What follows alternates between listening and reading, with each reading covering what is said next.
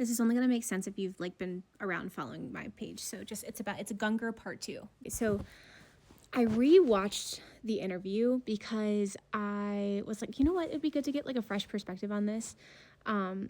He's talking to 2 Christians in this interview.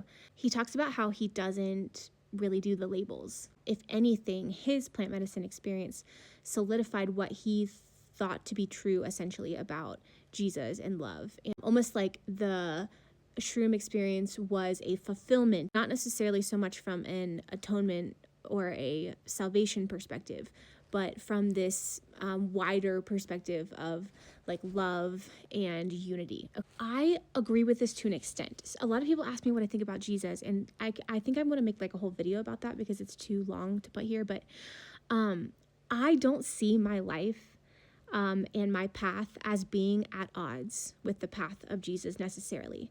I don't agree with everything that Jesus allegedly did and said. Okay. I want to reiterate though, like we don't actually know exactly what Jesus did or said.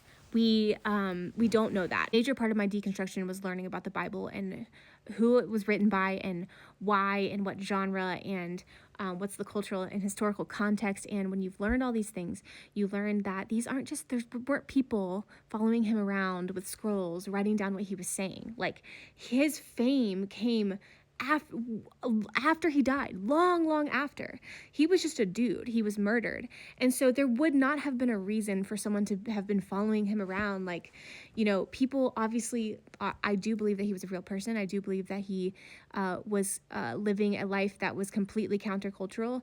And I do believe that he clearly had some sort of enlightened, awakened understanding of things that people of his time did not. And I think that he was probably a hippie from this little, I want to make a whole video on it. But yeah, I agree that like, I do feel closer to the overarching teachings of Jesus in my life that I ever did when I was a Christian since leaving the faith system.